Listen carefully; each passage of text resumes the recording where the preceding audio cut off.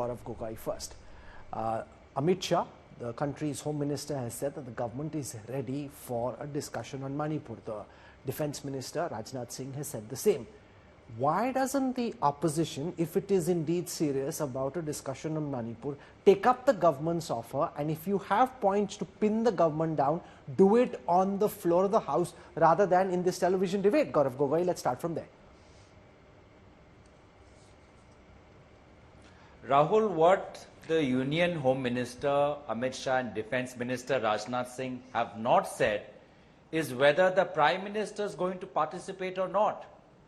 They have said that they are willing to take part, but that is not what the people of Manipur want.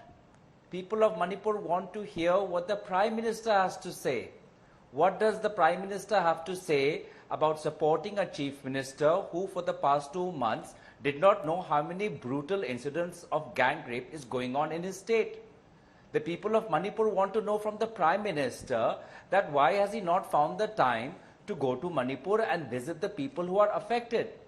The people of Manipur want to know from the Prime Minister that it is his constitutional and moral responsibility to intervene in a conflict which is still volatile and has the potential of spreading to another state. No, by making it contingent that the Prime Minister speak, Gaurav Gogoi, aren't you trying to score political brownie points? Isn't it better for India, not India your alliance, but India the country, to have a discussion on Manipur where you can attack the Prime Minister, and if he feels compelled he will speak, otherwise others will speak on his behalf? Isn't that better than not having a debate at all? I think what is dangerous is when a Prime Minister thinks that he is above the Parliament of India. I think what is dangerous is the Prime Minister has the time to go to the US and address a US joint session of parliamentarians, but does not feel the need to speak inside the Parliament. I think it's dangerous when a Prime Minister chose to remain silent, and only when a video became viral and the Supreme Court Chief Justice had to make an observation, that is when he chose to make a two-line statement on something which is of serious gravity. So I think it's incumbent upon India to remind the Prime Minister that this conflict needs his intervention. It is not a departmental issue where we require the minister's intervention. It is not an ordinary law and order issue which requires the minister's intervention. Manipur has been set back by decades. Today, the conflict has spread to such an extent that ordinary civilians have taken up arms against each other.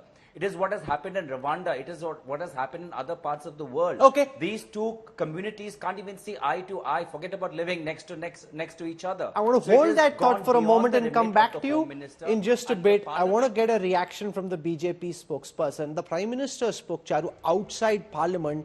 The opposition is saying, why can't he speak within Parliament? If he, when he walks in, touches the floor of Parliament and thinks of this as the temple of democracy, surely the country must hear from the Prime Minister within the Parliament and not outside.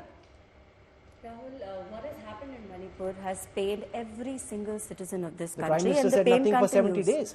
He didn't utter a word for 70 days. But the Prime Minister has spoken. Very late in the day. When opposition is rightly asking, why did he not speak earlier? So when the opposition says that the Prime Minister must speak, the Prime Minister has spoken. Then the opposition He's spoken outside Parliament when a session is in progress. Let me just finish. Yes. So it is customary for the Honourable Prime Minister to address the media before the beginning of a session, and that is what he did.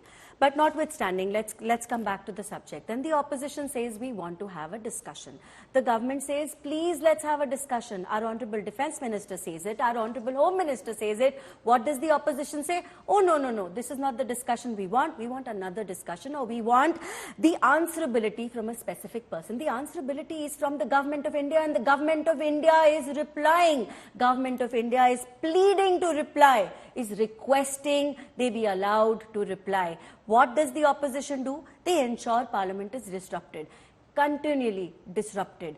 This Parliament, where every session, 1 minute of which is costing us 2.5 lakhs, it's our money, it's taxpayers' money. See, the shifting of goalpost is happening because they do not want to discuss the critical issues which have given rise to this ethnic clash in Manipur. That's a fact. Our Honourable Home Minister has spent 4 days in Manipur. After that, he has taken a series of meetings. He, in fact, even called for an all-party meeting.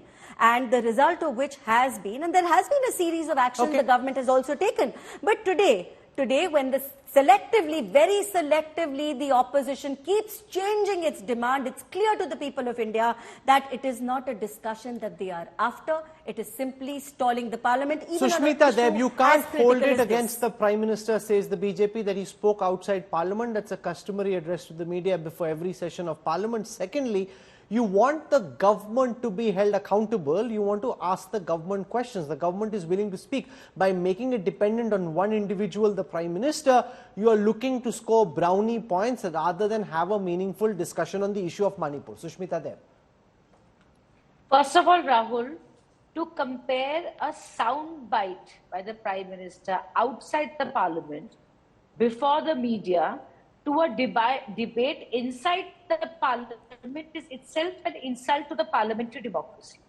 Secondly, the gravity of what has unfolded in Manipur is a constitutional crisis. And I fail to understand that a Prime Minister who travels across states when there are elections in the states, asking for votes of the people, should shy away from a debate. Can we not, in a democracy, expect the Prime Minister of India to speak up on such No, but you don't know issue? whether he'll speak or not. Maybe he will speak. The government hasn't said he won't speak. They said, No, let's have a discussion. The reply will Rahul, come from the Home Minister, but maybe the Prime Minister does decide to speak. You don't know that. Do you want us to debate in Parliament on ifs and buts and whether the Prime Minister may or may not? This is a Prime Minister who was travelling abroad when Manipur was burning. It's our right, it's our democratic right to ask the Prime Minister to speak. Why should it depend on his speech on the radio and the camera? This is the Prime Minister who went to Manipur and campaigned day and night saying, please vote for the BJP. Today, why is he running away from a debate?